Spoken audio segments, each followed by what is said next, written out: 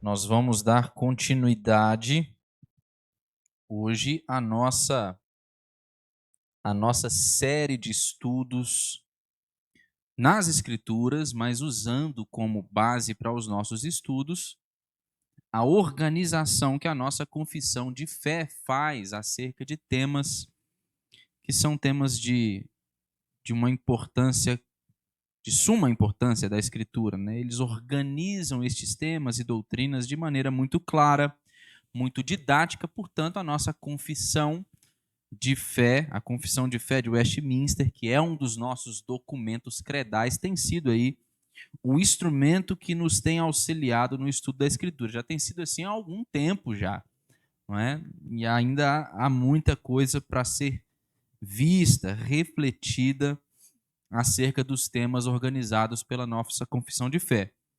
Nós vamos continuar falando sobre a lei de Deus hoje. Nós continuamos no capítulo 19 da Confissão de Fé de Westminster. É um dos capítulos um pouquinho mais longos, não é, da nossa Confissão de Fé. O pastor Paulo começou a tratar sobre a lei de Deus conosco aqui na última semana antes dele sair de férias. Eu dei continuidade na semana passada. Nós vamos pensar um pouco ainda a respeito desse capítulo 19, que fala e trata acerca da lei de Deus. E provavelmente nós vamos continuar conversando sobre isso ainda na próxima semana. Então, eu quero já, deixa-me só ligar aqui, eu quero já chamar a sua atenção para a nossa projeção dos parágrafos nos quais nós vamos nos ater hoje. Hoje, por causa da correria, acabei não colocando lá os esboços, né, dos textos, mas vou citá-los aqui à medida que a gente for refletindo, pensando sobre esses temas, e eu for cantando aqui os textos, vocês vão abrindo para que vocês possam ler e me ajudar e participarem aí desse momento. Então, observem só, o parágrafo de número 4 do capítulo 19 da Confissão de Fé de Westminster, ele diz o seguinte: a esse mesmo povo, considerado como um corpo político, Deus deu leis civis que deixaram de vigorar quando o país dele deixou de existir, e que agora não se obriga a ninguém além do que exige a sua equidade geral. A esse mesmo povo, nós estávamos falando deste povo na semana passada. Que povo é este? O povo de Israel, a nação de Israel do Antigo Testamento. Ou como nós refletimos no último parágrafo sobre a lei cerimonial, no parágrafo de número 3, a que também pode ser chamada a Igreja de Deus do Antigo Testamento. A esse mesmo povo, diz a confissão de fé, considerado como um corpo político, tratava-se de uma nação organizada que tinha como o seu próprio governante maior o próprio Deus, que era representado na figura de um rei. Este corpo político, a este povo, a esta nação, Deus deu lei civis. Deus deu lei civis. O que isso significa? Nós já pensamos um pouco acerca das leis morais, falamos acerca também das leis cerimoniais e de sua cessação, mas agora o texto da Confissão de Fé nos chama a atenção para leis civis. E essas leis civis, elas podem ser encontradas em muitos lugares no Antigo Testamento, mas em especial a gente pode vê-las com maior clareza elencadas entre os capítulos de número 21 e 23 de Êxodo. Nós temos leis civis acerca do culto, nós temos leis civis acerca do trabalho dos servos, nós temos leis civis acerca do relacionamento e o comportamento entre a família. Esses três capítulos, capítulo número 21, 22, 23 de Êxodo, tratam acerca destas leis civis, que podem ser encontradas também em outros lugares. E essas leis civis que foram dadas ao povo de Deus, o antigo Israel, a nação como um corpo político, governado pelo Senhor, representado por seu rei, a este povo que foi dado leis civis, estas leis elas deixaram de vigorar quando este povo deixou de existir. Então, assim como as leis cerimoniais, estas leis civis não estão em vigor hoje para o povo de Deus, não estão em vigor para a igreja de Deus hoje. E nem para ninguém do povo de Deus desde o tempo da vinda, do advento de Jesus Cristo. Quando é que nós traçamos a destruição da antiga nação judaica? Nós traçamos a destruição da antiga nação judaica no tempo e no período dos apóstolos. E essa destruição ela fica muito clara, muito perceptível, há uma imagem muito significativa e simbólica para mostrar para nós o tempo e o período em que a nação do antigo Israel foi destruída, como nós a conhecíamos no Antigo Testamento. Isso fica claro para nós na destruição do templo no ano 70. Então o texto da confissão está dizendo para nós que o antigo Israel, esta nação organizada, não somente recebeu da parte de Deus sua lei moral, suas leis cerimoniais, mas também leis civis que deixaram de existir, deixaram de vigorar entre o povo de Deus na nova dispensação, após a destruição da antiga nação judaica.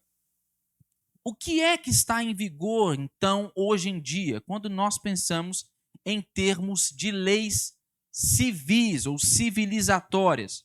O que está em vigor é o que, como diz o apóstolo Pedro, hoje em dia, quando nós pensamos sobre leis civis, são as leis dos homens. Abra aí a sua Bíblia, na primeira carta de Pedro, no capítulo de número 2, versos de número 13 e 14. Veja como o apóstolo Pedro claramente nos ensina isso. O que está em vigor hoje, quando nós pensamos em termos de leis civis, são o que é chamado pelo apóstolo Pedro de as leis dos homens. Ele trata como sendo as leis dos homens. 1 Pedro 2, versículos 13 e 14. Quem encontrou pode ler para nós.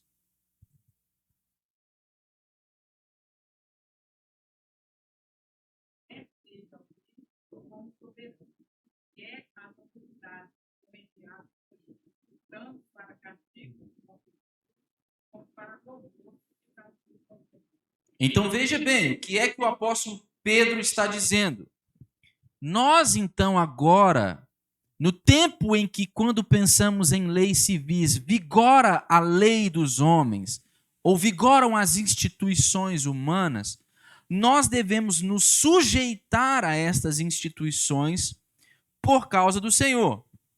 Então não importa se a autoridade exercida é a autoridade de um rei, se é uma monarquia. Não importa se a autoridade exercida é a autoridade de um governador. Ou no nosso sistema político, a democracia, como nós a chamamos, não importa se o governo ele é exercido por um presidente. Nós devemos nos submeter às leis civis por causa do Senhor. É isso que ele está a dizer.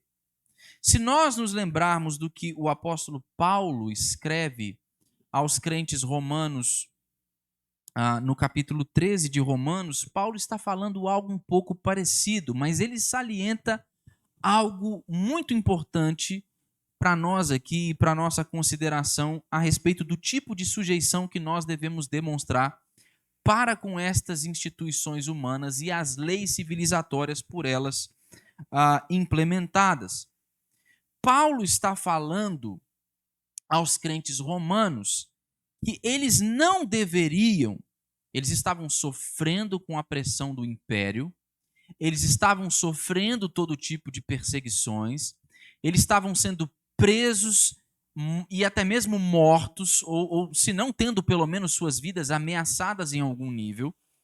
E Paulo diz que eles não deveriam se insurgir contra as autoridades, mas deveriam dar lugar à ira de Deus. E ele começa a explicar por quê.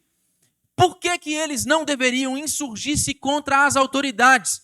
Porque, segundo o próprio apóstolo Paulo, em Romanos 13, toda a autoridade vem de Deus. É por isso que o apóstolo Pedro está dizendo que nós devemos nos sujeitar a toda a instituição humana por causa do Senhor. Não é como se agora Deus e a sua palavra não tivessem mais peso na implementação de leis civis na experiência dos homens. Muito pelo contrário, a Escritura nos ensina que até mesmo estas instituições humanas fazem parte da ordem criacional. É o próprio Deus a fonte de toda a autoridade. Continua a ser a palavra de Deus a autoridade última sobre a implementação destas leis também.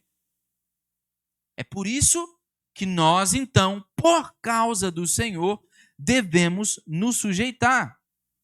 E por causa destas leis civis, por causa dessas instituições humanas que hoje vigoram, porque este é o sistema conforme nós o conhecemos na atualidade, após a destruição da antiga nação de Israel, como nós a conhecíamos no Antigo Testamento, é por causa destas leis civis que nós não devemos, em hipótese alguma, a compelir ou forçar as pessoas a obedecerem às leis civis do Antigo Testamento, a observarem as leis civis do Antigo Testamento.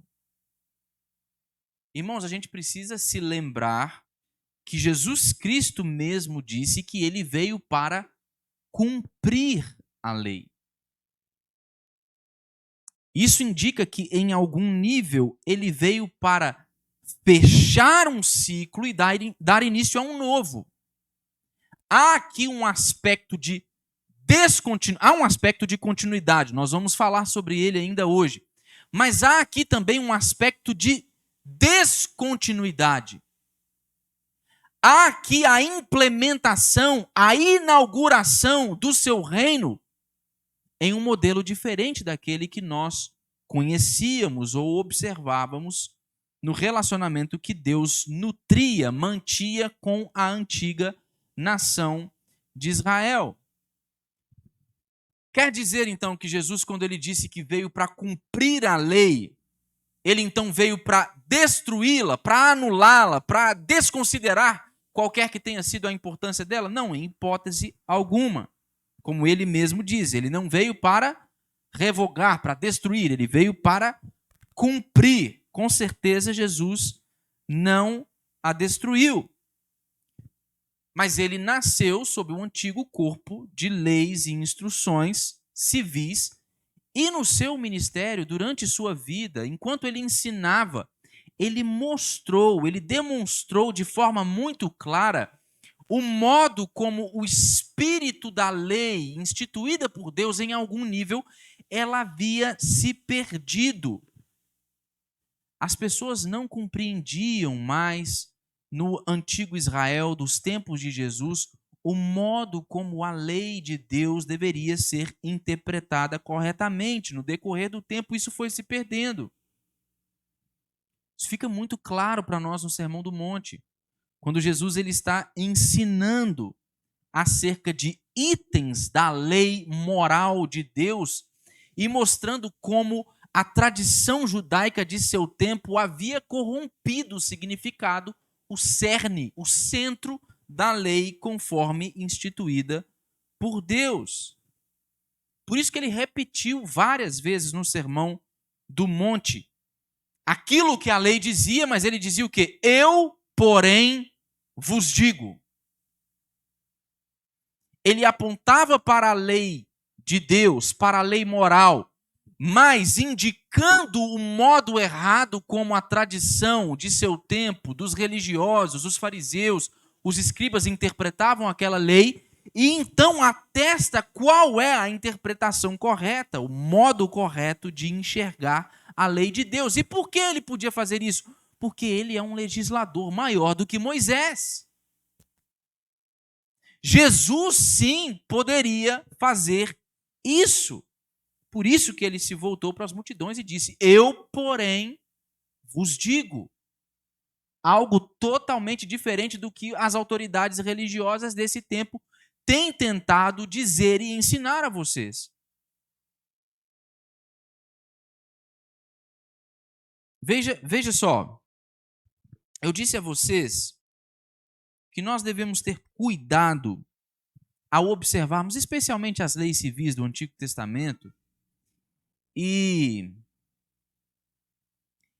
incitarmos qualquer tipo de observância cega a elas. Algumas pessoas, em algum nível, fazem isso ainda hoje.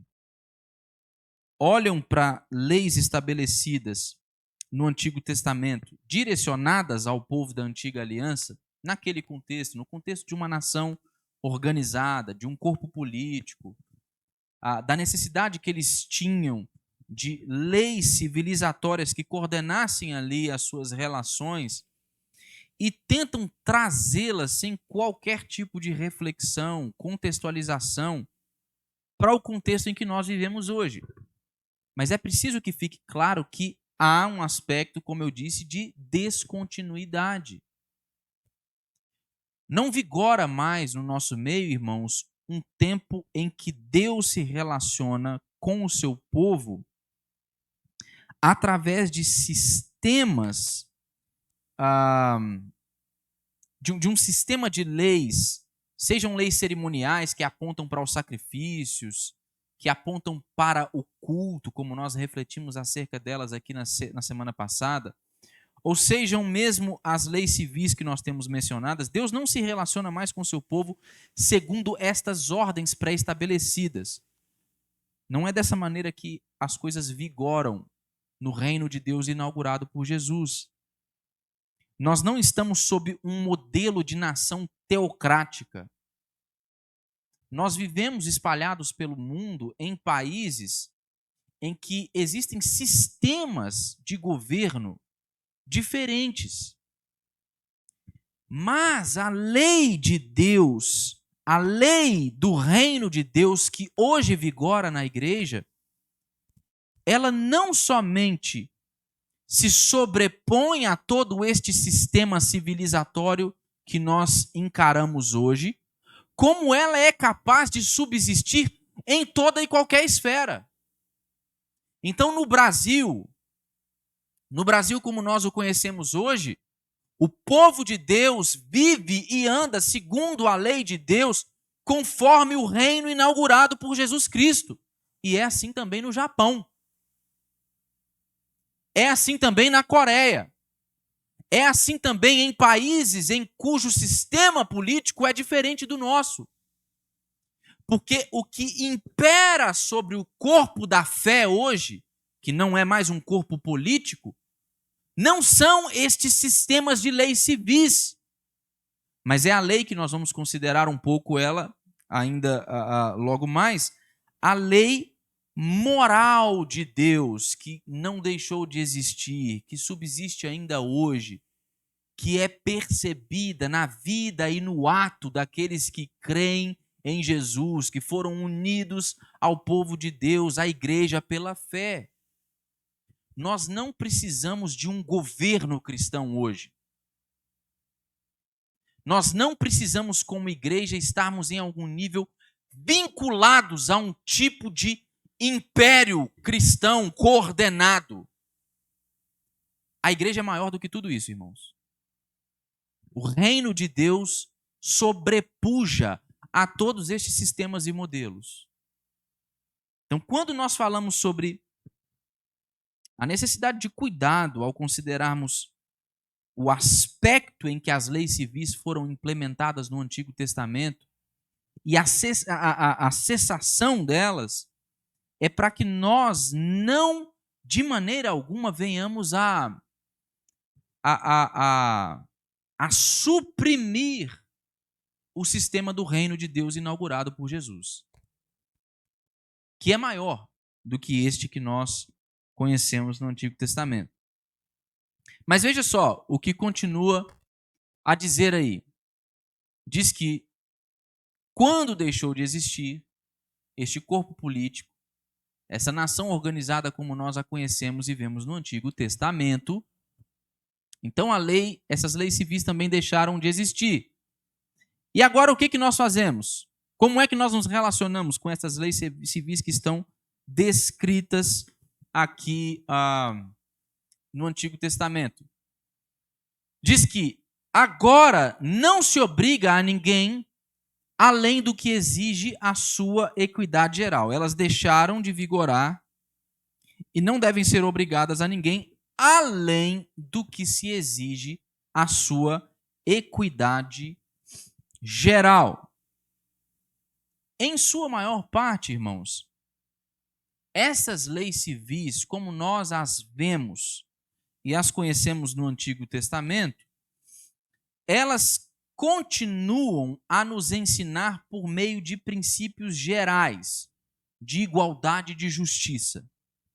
Então, elas servem a algum propósito para nós ainda hoje. Quando eu digo que nós devemos tomar cuidado para não incitar ou obrigar a observância das leis civis ainda hoje, não é no sentido de que elas não nos sirvam para absolutamente nada, mas o tipo de observância que nós fazemos dessas leis civis é diferente. Nós estamos agora olhando para elas e considerando os princípios gerais de justiça que elas carregam. Vocês querem um exemplo disso? Abra aí a sua Bíblia em 1 Coríntios, capítulo de número 9, versos de 8 a 10.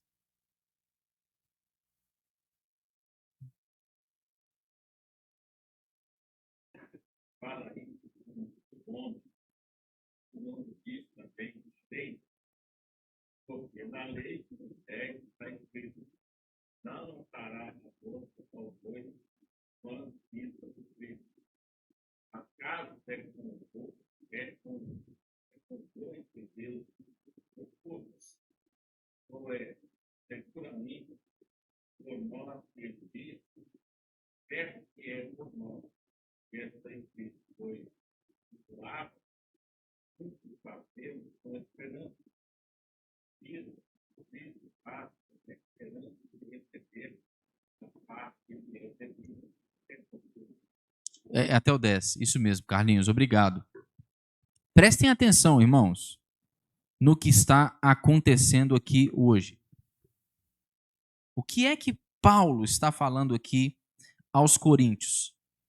Ele aponta, ele chama a atenção dos seus leitores para uma lei civil do Antigo Testamento. Que lei é esta? Conforme o Carlinho leu para nós aí. Na lei de Moisés, diz ele que está escrito no versículo 9: não atarás a boca ao boi quando pisa o trigo. O que significa isso? O que é que a lei civil de Moisés falava? O que é que ela tratava aqui ao dizer isso? Que aquele boi, instrumento do trabalho, na terra, no cultivo do povo de Deus, no estilo de vida que era comum ao povo de Deus no Antigo Testamento, aquele boi que malhava o trigo, pisava o trigo, você não deveria deixar de alimentá-lo. Não atarás a boca ao boi que trabalha para você. Alimente-o. Cuide dele. E é uma questão muito óbvia, não é, irmãos? Se o boi serve a um propósito muito claro, até mesmo para a subsistência do povo naquele contexto, ele é parte e, de alguma maneira, instrumento do seu trabalho e da sua subsistência, e você não cuida dele, você não o alimenta, em algum momento você perde esse boi e, por consequência, também o seu meio de subsistência se você trabalha malhando o trigo. A lei de Moisés dizia, não deixe de alimentar o boi que pisa o trigo para você. E aí o que é que Paulo pergunta? Então veja só, como é que nós devemos observar as leis civis do Antigo Testamento? Ele está nos ensinando aqui. O que é que ele pergunta? Acaso é com boi que Deus se preocupa? Acaso será que é com bois que Deus se preocupa? Ou é por nós que ele diz isso, seguramente? E ele vai confirmar, ele vai dizer, com certeza que ele está falando isso por nós. É em nós que ele está pensando. É por nós que esta lei ela foi escrita. E aí ele então vai aplicá-la, ele vai contextualizá-la, ele vai dizer, pois o que lavra, cumpre fazê-lo com esperança, o que pisa o trigo, faça-o na esperança de receber a parte que lhe é devida. Sabe do que ele estava falando aqui, irmãos? Claro, dos trabalhadores de um modo geral e do fato de serem dignos do seu salário, mas especificamente Paulo estava falando acerca dos ministros que eram encarregados de pregar e de ensinar na igreja. Era disso que ele estava falando. Ele usa o aspecto da lei civil do Antigo Testamento para nos ensinar o princípio geral, para retirar dela o princípio geral e contextualizá-la diante da situação que ele estava enfrentando juntamente ali com seus irmãos, no caso, os seus leitores da sua primeira carta aos Coríntios. O que isso quer dizer? Quer dizer que existe muita coisa para ser aprendida com essas leis civis e também com as leis cerimoniais que nós dissemos. Nós já falamos acerca delas na semana passada e nós afirmamos que elas também deixaram de vigorar como nós as conhecíamos. Há muito para ser aprendido, mas continuar a observar estas leis civis sem fazer este tipo de consideração, continuar a atestar as penalidades destas leis civis, de alguma maneira, irmãos, é se esquecer que a igreja é o novo Israel de Deus. É perder de vista isso. Nós não funcionamos mais, como eu disse, como uma espécie de nação política na terra. A igreja não é uma nação política. Então, se nós dissermos que é preciso observar o conteúdo das leis civis e cerimoniais e continuar a observá-las e considerar as suas penalidades, nós nos esquecemos desse princípio. Mas algo mais, nós nos esquecemos, especialmente quando nós continuamos a observar e considerar as leis cerimoniais. Nós nos esquecemos, se nós fazemos isso, que Jesus Cristo é o nosso verdadeiro e único sumo sacerdote. Ele é o nosso único sacrifício. Se nós dissermos que precisamos das leis cerimoniais e civis, como elas eram praticadas e observadas em seus respectivos contextos, então não resta mais evangelho, irmãos. Não resta mais evangelho. Então, este é o ponto.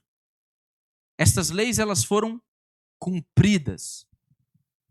E como tudo na Escritura, contudo, elas não perderam sua validade de significado, sentido e de ensino. Elas nos servem para a instrução, para o nosso enriquecimento. Devem ser observadas e consideradas porque são palavra de Deus. Mas nós devemos lê-las, considerá-las, observá-las à luz do Evangelho de Jesus Cristo. Sempre considerando o modo como Jesus Cristo ele trouxe à tona a harmonia e o cumprimento de todo este antigo sistema de leis do Antigo Testamento. Agora observe, vamos para o parágrafo de número 5 e observe aí o que nos diz a palavra de Deus. A palavra de Deus na nossa confissão de fé de Westminster. A palavra de Deus nós vamos observar logo após. A lei moral obriga a todos, em todo o tempo, a prestar-lhe obediência, tanto às pessoas justificadas como às demais. Essa obrigação não se deve apenas à matéria nela contida, mas também pelo respeito à autoridade de Deus, o Criador que a deu. Cristo, no Evangelho, não anula de modo algum essa obrigação, antes a fortalece bastante. Então, com o início do parágrafo 5 aqui, nós deixamos de falar sobre leis cerimoniais, conforme falamos no capítulo de número 3, deixamos de falar sobre leis civis e voltamos a pensar e a falar sobre a lei moral de Deus. Então, o que está em voga agora é uma discussão acerca da lei moral. A gente retorna a este ponto, retoma este assunto. E o que é que nos ensinaram aqui as sessões anteriores sobre leis civis e leis cerimoniais? Elas nos ensinaram que no Antigo Testamento, conforme eram praticadas e observadas no Antigo Testamento, essas leis civis e leis cerimoniais, elas deixaram de existir. Elas expiraram junto com o Estado-nação teocrático de Israel. A destruição da nação de Israel significa também o fato de que leis civis e cerimoniais, como nós a conhecíamos, elas não mais existem, elas expiraram. Mas o que é que esse parágrafo está a nos dizer?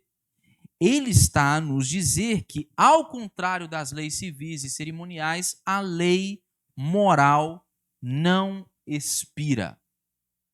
A lei moral de Deus ainda vigora. Ela continua. E esse parágrafo está dizendo mais para nós. Não somente a lei moral de Deus não expira, ainda vigora.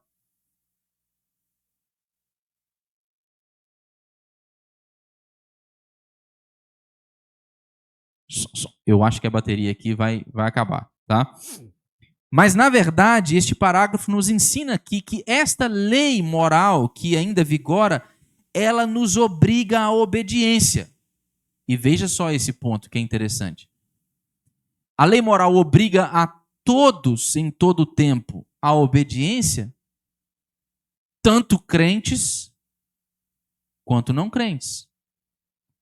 Tanto aqueles que são justificados em Cristo Jesus, quanto aqueles que não foram justificados no sangue de Jesus Cristo. O que é que isso significa? Significa que a lei moral ou o padrão moral por Deus estabelecido, ele é o padrão para todas as suas criaturas, para todos os seres humanos. Cada um, individualmente, ele deve observar e considerar.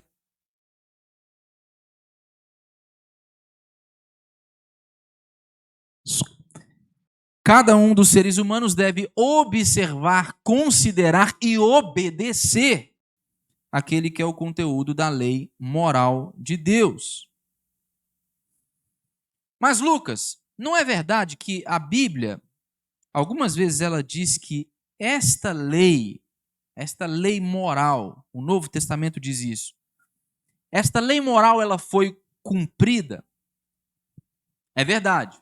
É verdade que o Novo Testamento algumas vezes diz que esta lei ela também fora cumprida. No entanto, a gente deve considerar o objetivo do contexto destes cumprimentos, não é? Cumprir, no caso da lei moral, não significa necessariamente que ela não esteja em vigor ou que ela tenha expirado. A ideia de cumprimento dessa lei moral é diferente da ideia de cumprimento das leis civis e cerimoniais. Lembre-se de novo do discurso de Jesus no Sermão do Monte. Logo após Jesus dizer que ele veio para cumprir a lei, o que é que ele continua a fazer? Depois de dizer que esta lei ela foi cumprida, o que ele continua a fazer lá em Mateus de 5 a 7? Ele continua a discutir a lei moral e discutir a obrigação de observá-la, de obedecê-la. Ele diz, eu vim para cumprir, mas vocês devem continuar obedecendo. Vocês devem continuar observando. Então, há um contexto diferente. Veja, isso fica muito claro para nós em Mateus 7, versículos 17 a 19. Veja o que Jesus diz aí. Quem encontrar pode ler para a gente. Mateus 5, desculpe-me, versos 17 a 19. Mateus 5, 17 a 19.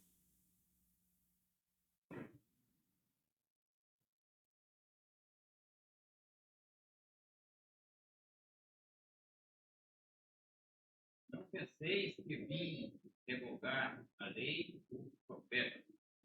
Não vim para revogar, vim para cumprir, porque em verdade vos digo, até o céu e a terra passam, até que o céu e a terra passam. Nenhum livro ou motivo jamais passará da lei, até que tudo se cumpra. Aquele, pois, que violar um desses mandamentos, posto pelos menores, e assim ensinar aos homens, será considerado mínimo no reino do céu.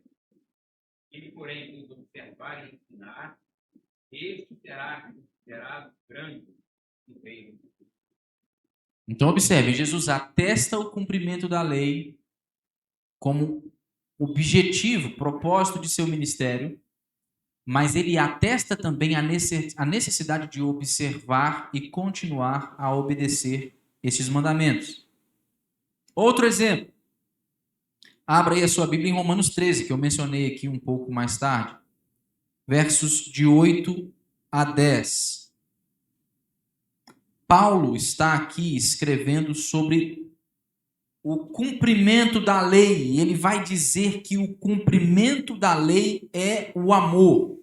Veja só o que ele disse, capítulo 13, entre os versos de 8 a 10. Romanos 13, 8 a 10. Quem encontrar pode ler.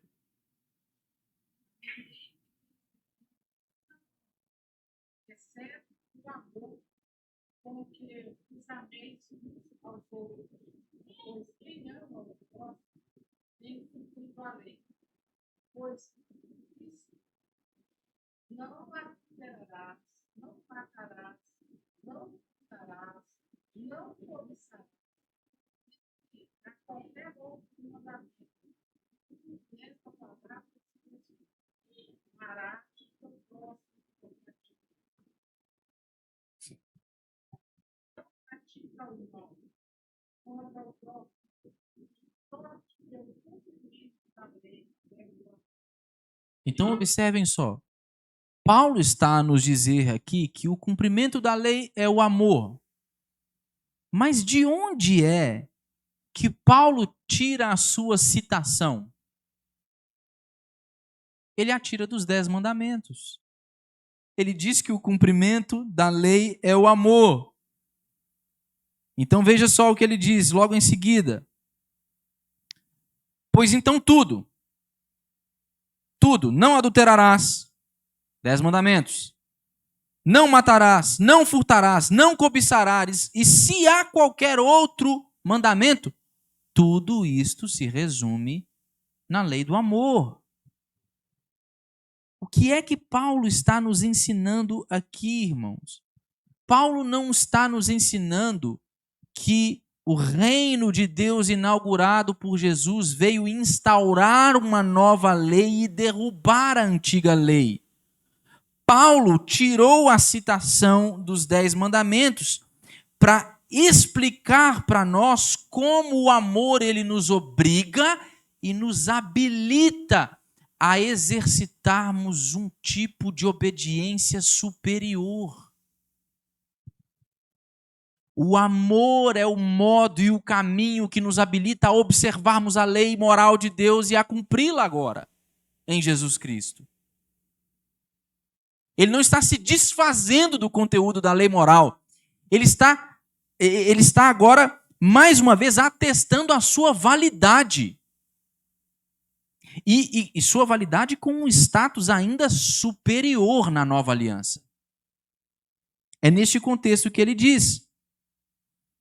O Novo Testamento, de fato, está repleto de citações da lei moral, está repleto de referências à lei moral. Por exemplo, Efésios capítulo de número 6, verso 2. O apóstolo Paulo está instruindo os crentes de Éfeso acerca dos relacionamentos familiares, de como filhos devem se relacionar com pais e pais com filhos.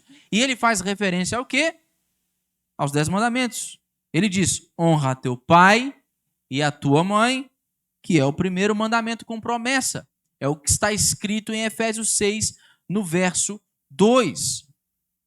João, o apóstolo João, em sua epístola, irmãos, ele chegou até mesmo ao ponto de dizer que o modo através do qual nós sabemos que temos conhecido a Deus é se nós guardamos os seus mandamentos. Você quer saber se uma pessoa conhece a Deus? Veja se ela guarda os seus mandamentos. Veja se ela obedece aos seus mandamentos. Veja aí. Abra sua Bíblia. Primeira epístola de João, capítulo de número 2. Versículos de número 3 e 4 e depois os versículos de número 7 e 8. Quem encontrar aí pode ler para nós. 1 João capítulo 2, versos 3 e 4 e versos 7 e 8.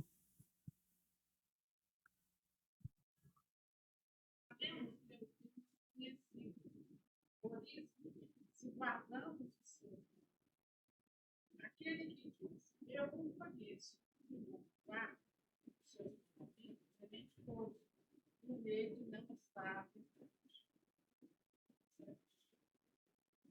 Amados, não vos escrevo o mandamento novo, senão o mandamento antigo, o qual, desde o princípio, tivemos. Esse mandamento antigo é a palavra que eu uso.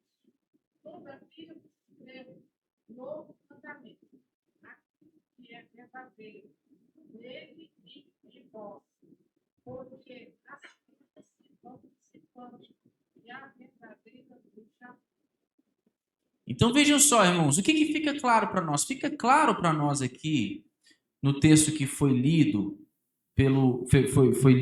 foi escrito pelo apóstolo João, que a lei de Deus, no contexto da nova aliança, esta lei moral, ela se apresenta para nós de uma nova maneira, sob uma nova perspectiva. Contudo, sob um aspecto, é uma nova lei, porque ela pertence e ela é vista, compreendida de uma nova perspectiva, mas, contudo, não é uma nova lei no sentido de fazer cessar a validade da antiga lei. O que ele atesta? Que, na realidade, esse novo mandamento é o quê? O mandamento antigo, o qual, desde o princípio, vocês já tinham. Aquela mesma lei que vocês conheciam. Esse é o novo mandamento que eu dou a vocês. Em um sentido, em um aspecto de encarar agora de uma nova perspectiva. Então, a lei moral, ela continua em vigor, diferente da lei cerimonial e das leis civis, e ela não está em vigor apenas para aqueles que fazem parte do povo de Deus, mas ela continua em vigor como padrão estabelecido por Deus para todos os homens. O restante do parágrafo explica um pouco melhor o que a Escritura ensina a esse respeito. Continua dizendo assim, quinto parágrafo do capítulo 19. Essa obrigação não se deve apenas à matéria nela contida, mas também pelo respeito à autoridade de Deus, o Criador que a deu. Cristo no Evangelho não anula de modo algum essa obrigação, antes a fortalece bastante. Esse aspecto da lei moral de Deus, ele vincula a cada um de nós, não importa se nós fomos justificados por meio do sangue e do sacrifício de Cristo Jesus, ou não importam se são aqueles que não foram justificados. A coisa mais importante que nós temos que ter em mente aqui para poder compreendermos o modo através do qual esta lei moral ela deve ser obedecida e ela impera sobre todos os homens, o modo pelo qual nós devemos compreender isso é examinando e observando a relação de Deus com as suas criaturas como uma relação de autoridade. Há um sentido em que Deus é o nosso Pai, daqueles que foram justificados em Cristo Jesus. Ele é o nosso Salvador. Ele é o nosso Redentor. Não é? Nós gozamos deste tipo de relacionamento especial com Deus. Mas há um sentido em que o relacionamento de Deus com as suas criaturas, com todos os homens, é o mesmo relacionamento que ele também tem conosco. Deus se relaciona com os seres humanos como sendo o seu criador, como sendo o seu soberano, como sendo todo-poderoso, detentor de toda a autoridade. Deus não é Deus dos crentes. Deus não é o Deus daqueles que foram justificados. Deus é o Deus de toda a criação. Todos os homens continuam a ser os seus súditos. Ele é a autoridade originária e última sobre toda a sua criação. Portanto, ele não somente é o criador de todas as coisas, mas ele é o legislador sobre toda a criação. Então, se todos nós, justificados ou não, somos criaturas de Deus, isso significa que então nós somos obrigados a guardar a sua lei moral. Essa realidade, irmãos, ela não foi alterada pela vinda de Jesus Cristo. Ela continua a vigorar, ela não foi alterada pela inauguração dos últimos dias. É isso o que este trecho, esta segunda metade do parágrafo nos mostra. Que este parágrafo, de um modo geral, nos ensina. E, novamente, a Escritura ela nos ensina também que a lei perfeita de Deus, ela não somente reflete a santidade de Deus, mas ela também reflete a integridade do seu caráter. Tiago, uma vez, ele escreveu no capítulo 2, nos versos de 10 a 11, que o mesmo Deus que disse, não adulterarás, é aquele também que ordenou, não matarás. E não tem nada de surpreendente nessas afirmações aqui. Mas o que é que Tiago está dizendo? Que cada parte da lei de Deus, dessa lei moral de Deus, ela se relaciona com a outra parte da sua lei moral. Ela de alguma maneira, ela funciona como um todo. É por isso que Tiago vai continuar a dizer, então, entre os versos 10 e 11 do capítulo 2, que se alguém guarda toda a lei, mas tropeça em um ponto só, ele se torna culpado de todos. Porque ela é uma unidade coesa. A lei de Deus é uma unidade coesa. É isso o que este parágrafo está a nos mostrar. Então, a obrigação de observar e obedecer a lei de Deus não está relacionada com o conteúdo propriamente da lei, mas para o fato de que esta lei aponta para o caráter do próprio Deus, aponta para a santidade do próprio Deus e nos faz refletir sobre o modo, o tipo de relacionamento que todos nós, como suas criaturas, nós temos com Ele.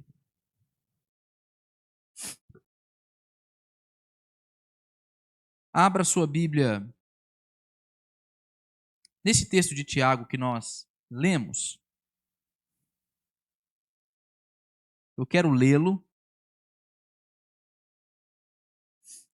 e para que a gente possa fazer algumas considerações a respeito desse contexto. Depois eu quero voltar um pouquinho atrás e ler o versículo de número 8. Então abra aí Tiago, capítulo 2, versos 10 e 11. Nós estamos caminhando para o fim, irmãos. Quem encontrar pode ler para nós.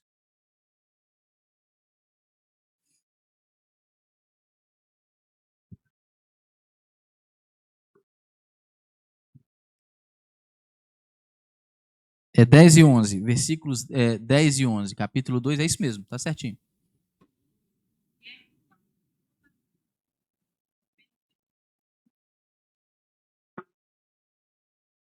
Aquele que não considerará a sua ora, se não a considerar, porém,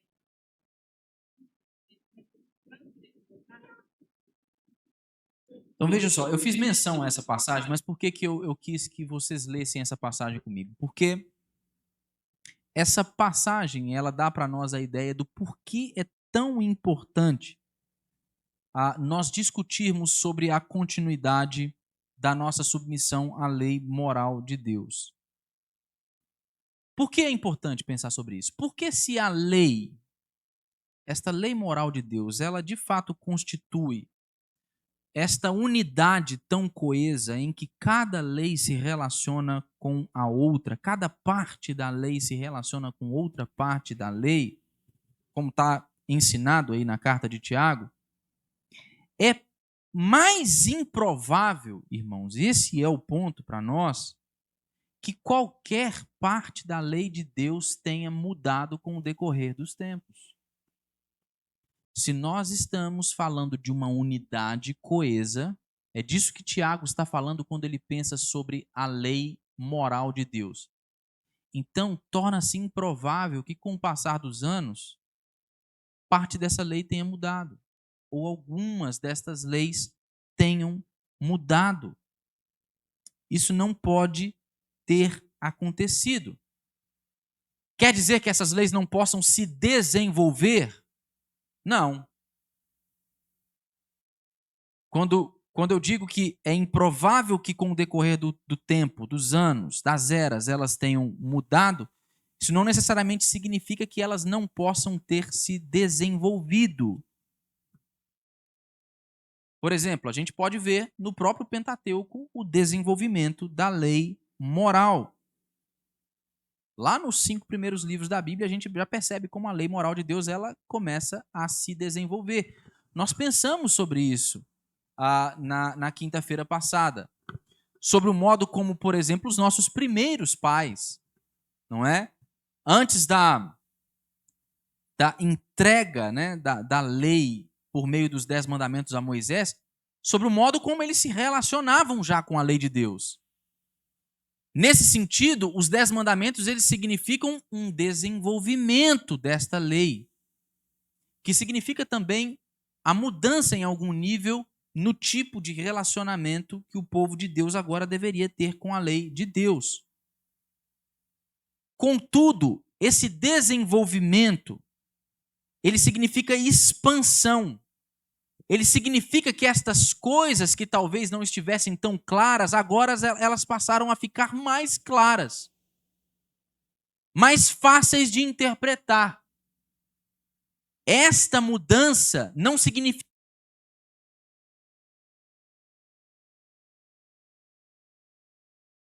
Eu acho que vai também, daqui a pouquinho.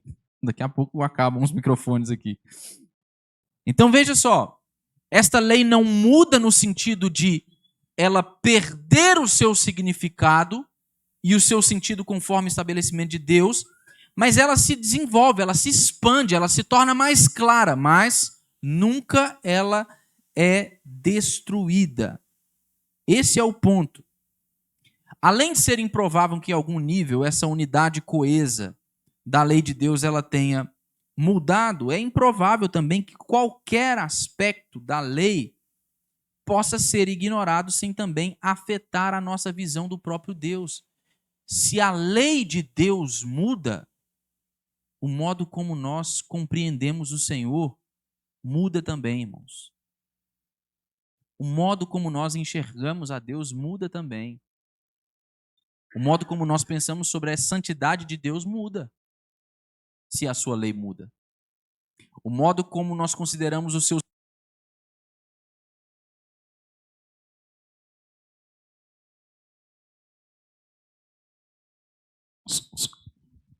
Vamos lá. Vai até o final, tá acabando, tá, gente? Então, esse é o ponto. É improvável que em qualquer nível a lei moral de Deus, esta lei que ainda está em vigor, ela tenha mudado. Então, seja qual for aqui, irmãos, a razão para uma pessoa pensar que em algum nível a lei de Deus ela possa ter, a lei moral de Deus ela possa ter mudado no período da nova aliança, a gente então tem razões aqui concretas para acreditar que a confissão de fé de Westminster ela está correta em julgar que Cristo e que o evangelho de Cristo Jesus, na verdade, eles fortalecem a nossa obrigação de guardar a lei de Deus. Algumas pessoas têm dificuldade, sabe, irmãos, em enxergarem essa continuidade entre Antigo e Novo Testamento. Então eles vão olhar para esta lei moral de Deus, para este padrão claramente estabelecido do Antigo Testamento, e eles precisam olhar para aquilo e dizer, mas olha, mas isso mudou. Jesus não disse que isso foi cumprido, que essas coisas não funcionam dessa maneira. Mas por que essas pessoas dizem isso ou têm dificuldade? Por quê? Porque elas não conseguem enxergar o modo como a graça de Deus ela impera também no relacionamento de Deus com o seu povo no Antigo Testamento. Ou eles não conseguem perceber também como a fé ela já podia ser percebida como o meio do relacionamento de Deus com o seu povo já no Antigo Testamento. É porque na cabeça dessas pessoas que acham que a lei de Deus ela mudou do Antigo para o Novo Testamento, é como se a gente estivesse falando de um Deus diferente. Mas não, nós estamos falando de meios, de símbolos, de formas de relacionamento diferente. Mas que, conforme nós vimos no Antigo Testamento, eram sombras daquilo que estava por se cumprir em Cristo Jesus. Deus não mudou. Mas o jeito como nós vemos Deus se relacionando com o seu povo no Antigo Testamento e no Novo Testamento é que sofre uma mudança radical. Mas esta mudança não significa, então, que nós não devemos considerar a continuidade da lei de Deus, a lei moral de Deus, conforme estabelecida no Antigo Testamento. Jesus disse que não veio para revogar a lei e os profetas. Jesus não pôs fim também aos 10 mandamentos, quando ele disse que eles poderiam ser resumidos em 2 mandamentos. De certa maneira, o que Jesus fez foi fortalecer a lei moral quando ele simplificou ela. Quando ele disse que toda a lei depende de 2 mandamentos, e que os 2 mandamentos são esses: um amor de todo o coração por Deus e um amor de todo o coração por nosso próximo, Jesus estava apresentando para nós um resumo daquilo que Tiago chama no versículo 8 de lei régia. E ele também compreendeu esse esforço, ele compreendeu esta força de continuidade em progresso da lei de Deus, e ele disse que fazia bem a igreja continuar a observá-la. No fim, o que significa? Nem Jesus, nem o seu evangelho destruíram os estatutos de Deus. Jesus, ao dizer que toda a lei resume-se em um mandamento, que consiste no amor a Deus sobre todas as coisas e no amor ao próximo, ele não estava se desfazendo dos 10 mandamentos, do padrão da lei moral conforme estabelecido por Deus. Ele o estava reafirmando, mas de um modo superior. De um modo superior. Irmãos, no novo céu e na nova terra que o Senhor está preparando para nós, nós não mais precisaremos nos preocupar com leis como não adulterarás, não cobiçarás, não furtarás, não matarás, porque a lei que há de imperar de forma plena é a lei do amor. O que vai conduzir as nossas relações na eternidade, nesta eternidade redimida pelo poder do Evangelho de Jesus Cristo, é o amor. E isso não deveria, então, nos eximir da nossa responsabilidade de observar e obedecer os mandamentos e a lei moral de Deus, nem mesmo nos desencorajar. Isso deveria nos fortalecer, nos estimular. Porque este novo modelo, ele já foi inaugurado com o reino de Deus. Ele tornou-se possível, acessível em Cristo Jesus. Nós podemos observar e obedecer a lei de Deus no poder do Espírito, irmãos. No poder do Espírito. Jesus e nem o seu evangelho destruíram os estatutos de Deus. A lei moral de Deus ainda vigora. É preciso cuidado, irmãos. É um tema delicado, né? Difícil. Nós falamos aqui de 3 grupos distintos de leis. Às vezes essas coisas podem embaralhar um pouco na nossa cabeça. Mas é preciso atenção, cuidado, cuidado. Porque no afã de observar umas e determinar quais delas foram as que agora não vigoram mais, às vezes a gente acaba deixando de considerar aquilo que a Escritura tem para nos ensinar de maneira clara agora à luz do Evangelho e de Cristo Jesus e acaba interpretando errado o conteúdo das Escrituras. Então lembrem-se, leis cerimoniais, leis civis deixaram de existir com a destruição da nação de Israel como nós a conhecemos no Antigo Testamento. Contudo, a lei moral de Deus continua em vigor e ela deve ser observada e obedecida, quer por aqueles que foram justificados ou aqueles que não foram justificados. E nós paramos então por aqui e retomaremos na semana que vem, se Deus quiser, com o parágrafo 6 do capítulo 19.